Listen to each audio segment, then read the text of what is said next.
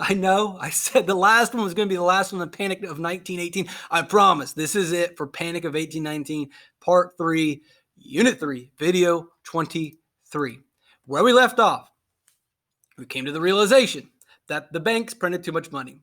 They did not have the specie to back up the money that they were printing. So they were printing too much money, which means they were giving out too much loans, too much money in the economy, and that pumped the economy to a point where it had to correct. And because we had artificially pumped it up so high, that means it had to come down even harder. This is not a mistake that has only happened once, where the government's printed out too much money, where the government's given out too many loans. We are living through this moment as we speak, and pray to whatever supernatural entity that you believe in that we do not overcorrect and that we do not suck too much money out of the economy, but you know that's what's going to happen. So buckle up, folks. So printing too much money, they have the specie to back it up.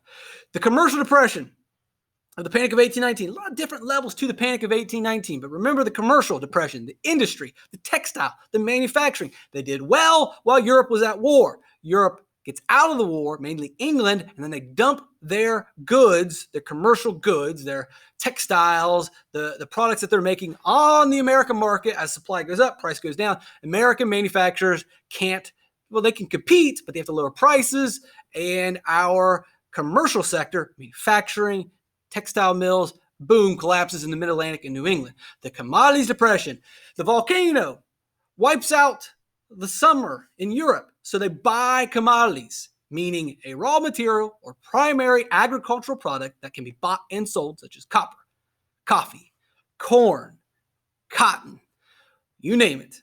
They had to buy that from us.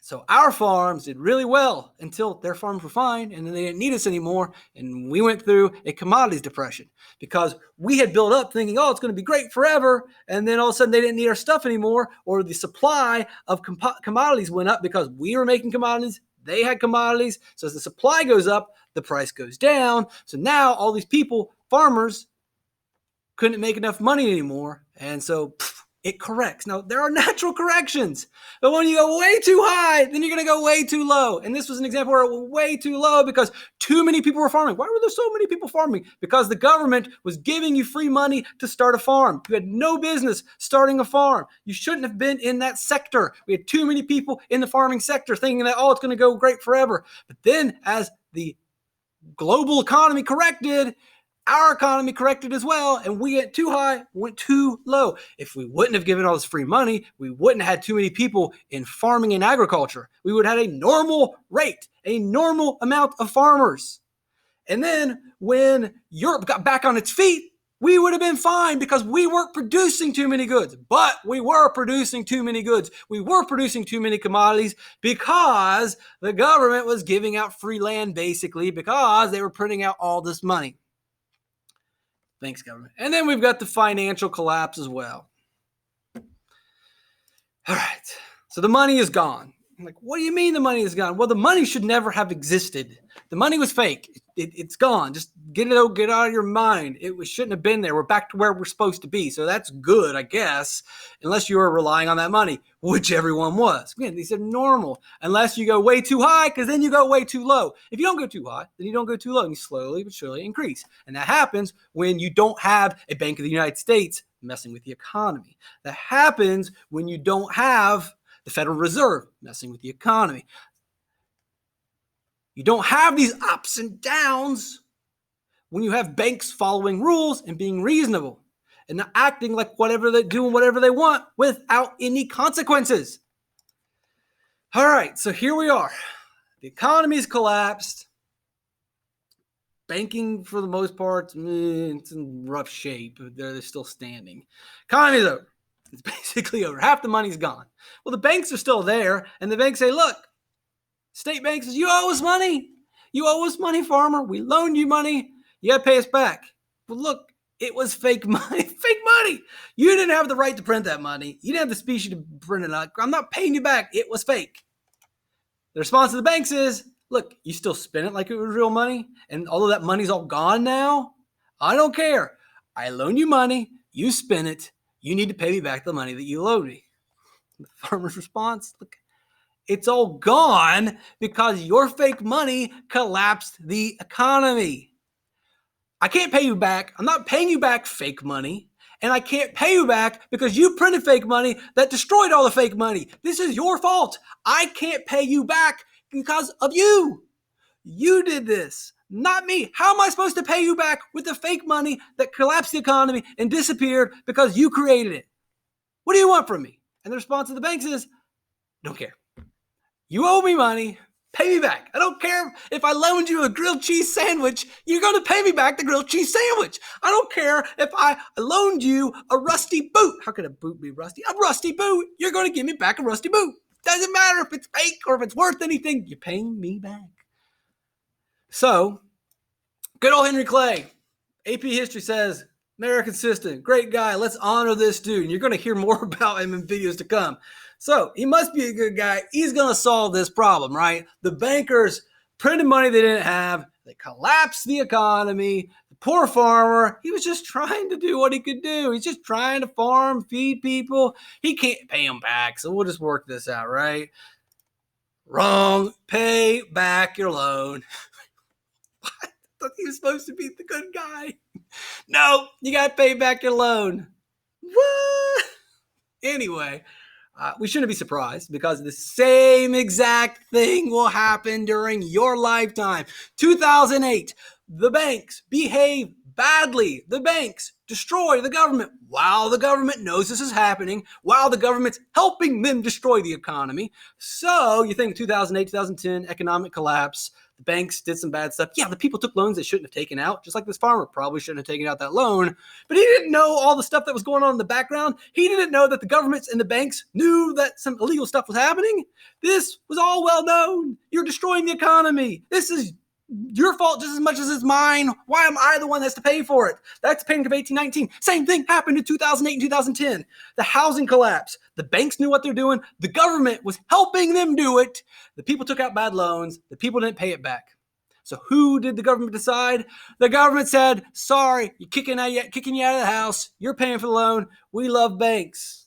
We love banks. They did the same exact thing. And what are they going to do next time? What is the government going to do the next time that, when we're saying like right now, when the government and the banks are working together to destroy the economy, who's going to pay for it next time or this time or right now? It's going to be you. It was you every time. It was Ohio all along. Always was. Debtors' prisons. Now, thank goodness we don't have these today, but maybe we're going to bring them back. So I can't pay my loan back. Sorry. What are you going to do? We're going to throw you in jail. The richest man in Cincinnati. The richest man in Cincinnati. Again, think of the richest and most famous person you know today. Can't pay back their loans. Now today, you can't pay back. You just declare bankruptcy and then you're rich again the next day. 50 Cent comes to mind. Totally broke. He was totally broke 4 or 5 years ago. Today he's rich again. How does that happen? The guy was rich, lost it all. All right. Now he's rich again? Well, imagine 50 Cent, or imagine anyone you want, the richest person in the world. They can't pay back their debt. Guess what? They go to jail. The richest man in Cincinnati during this time goes to jail. The richest man in town. One day he's on top of the world. The next day he's in debtor's prison. Women and children, debtor's prison. Oh, I'm sorry, Mom. You owe $10 and you got kids to feed. That's fine. We'll give you a cell with 2 beds. Terrible. We learn nothing from this. We learn absolutely nothing from these mistakes. So we look at the Panic of 1819, and look, the Bank of the United States, there was some stuff they got right and tried to fix, but there's a lot of stuff that they got wrong. It's very difficult to have a central bank monitoring the economy. Then you can say, well, today we can pull it off. No, we can't. We might be able to, but maybe, as we said in the previous videos, when I started this series of the American system into the Panic of 1819, I talked about the natural economic cycle and how it can work if the market is the banks and the consumers working together to figure out interest rates, and it'll go up sometimes, it'll go down sometimes, and we'll have good times and bad times, but it'll generally be okay. That's good. But then when you have a central bank jumping in to prevent problems, or not just to prevent problems, which we do have a Federal Reserve today, or you had a Bank of the United States back then, trying to stop these giant collapses and trying to manipulate the economy, trying to reconfigure the economy and make it go its way. And it causes problems. It causes real problems when the Federal Reserve steps in and tries to make these good times last forever by pumping money in and pumping money in and pumping money in. You can't do that. And maybe people will say, well, modern monetary theory says that we can. Or we can't. We'll see. Now, we've got the wildcat banks. Obviously, the wildcat banks are bad. You can't just set up your own bank and print your own fake money and then loan that money out. Sure, it stimulates the economy in the short run, but they will be held to pay. You can't do that. So, yes, the wildcat banks are bad, but we got to make sure we don't fall into this problem of, people look at the Panic of 1819, they're, oh, those wildcat banks destroyed the economy. They were one villain. There are multiple villains. Not everyone's evil, not everyone's bad, but they're not a scapegoat in this situation where the government gets off the hook by blaming the wildcat banks. And you're probably saying, well, whatever, who cares if someone wants to blame the Panic of 1819 on some wildcat bank? Because they did the exact same thing in 2008. When we look back at the economic collapse, the government had their hands in the housing crisis. They were doing a lot of that from the early 90s to the collapse. They knew what was going on. And then they sided with the banks in the end, regardless of their guilt. And then when we write the story, we say, oh, it was just a couple of these evil banks making these predatory loans. How many times you hear predatory loans, predatory lenders? And we create the storyline of the 2008 economic collapse. It was predatory lenders, just like in the Panic of 1819, the wildcat banks. The people in 1819 would be offended if you told them, well, it's just some wildcat banks. Just like today, if you really know what's going on, you are offended if someone says, well, it was predatory lenders and the government and people that had no business taking out loans. These farmers who had nothing. They rewrote the rules so that they get loans. Guess what? We did the exact same thing in 2000. We rewrote the rules to get a home loan. You couldn't get a home loan before, and then the government's like, I think everybody should have a house. Wouldn't that be great if everybody has a house? Yeah, and everybody would be awesome if we had rainbows coming out of our eyeballs, but we can't just make it be that way. It would be awesome if we all had 7 cars, but we can't just give everybody 7 cars. Yeah, it would be nice to have a house, but some people need to rent, and some people need to take a starter home into a next level home, up to a high level home. We don't all just get $300,000 mansions like that. We can't do that. We can't all live on the beach. We can't all live in the suburbs. We can't just make it so. There's a lot of layers. The Bank of the United States messed up. The Bank of the United States charters messed up. The federal government messed up. I mean, they are the Bank of the United States by letting a lot of this stuff happen. The wildcat banks messed up, and they all did this intentionally. It wasn't just an accident. Maybe, at the very least, the farmers, the people that took out loans, yeah, they messed up, but they were chasing their dreams. And so we can still blame them. They're just not as guilty as the Bank of the United States. So what gets worse? Well, the American system, which we suppose is this great thing, it fails anyway.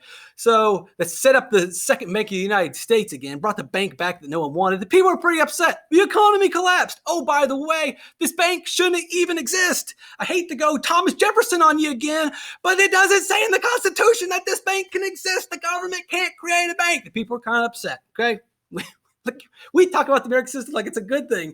Ask them what they think of the American system. Oh, you mean the thing that created the banks that killed the economy and evaporated half of the money?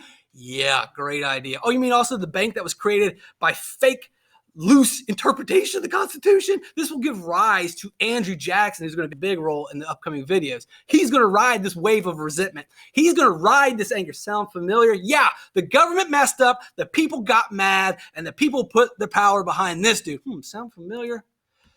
Marilyn versus McCulloch, another famous court case. The people are mad at the banks. The people don't believe that the second bank in the United States can exist because there's no constitutional authority to create it. And so they want to shut it down. Now, the people can't just shut down the bank, but what they can do, the people of Maryland say, we're just going to tax the bank. Tax it. Boom. We don't want to deal with it, so we are going to tax you. This goes to the Supreme Court, and the Supreme Court says, sorry. Elastic clause, Article 1, Section 8, they can make all laws which are necessary and proper.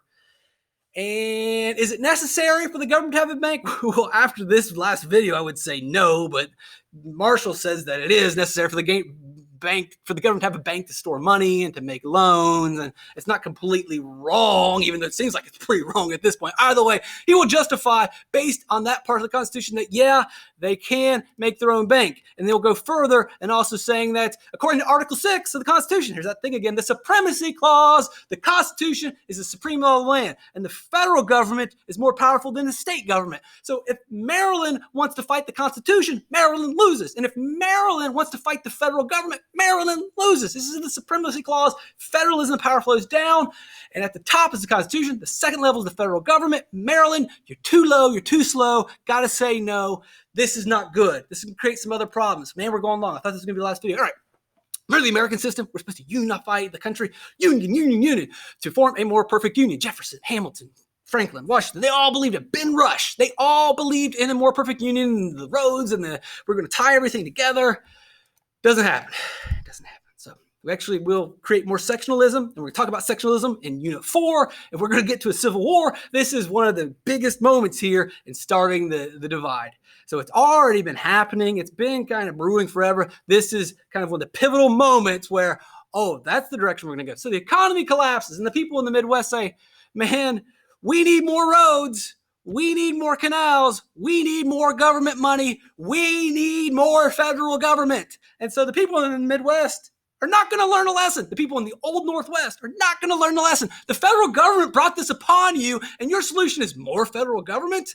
Well, that's what they decide. And then fix the GIF. More roads, more canals. The New England and the Mid-Atlantic, they were killed by the commercial depression. And so they need protection from England dumping their goods in America. And so they want tariffs. Who makes tariffs? The government. So their solution to the economic collapse is more federal government. The federal government created this problem. You want more federal government? You people crazy. But that's what they wanted. Meanwhile, the South was looking at what's going on and saying, what? You want more federal government? You want more federal government? Don't you see what the federal government's doing? Don't you know what's going on? More federal government? You guys are crazy. And then they look at the Marilyn versus McCulloch ruling, and the South's like, oh no, this was our worst nightmare. The anti-federalists are waking up to the idea that the Constitution, the federal government, is creating this absolute power, almost getting a monarchy again, another king. This is exactly what we didn't want. This is why we didn't want to start the Constitution. We all have states' rights. They are in control. And the real story is, what are they really afraid of? What is the South really afraid of? Why is the South really afraid that the federal government can boss them around? Because they're going to take away slavery, and they're going to change their economy. They see this after the Panic of 1819. The writing's on the wall, and the divide is now going to happen. This is a big moment. That's why the Panic of 1819 is so big. That's why I spent so many videos on the Panic of 1819. It's like everything you need to know about America is wrapped up in the American system and the Panic of 1819. I'm about to panic. I am worn out. I'm going to have to take a couple of days off.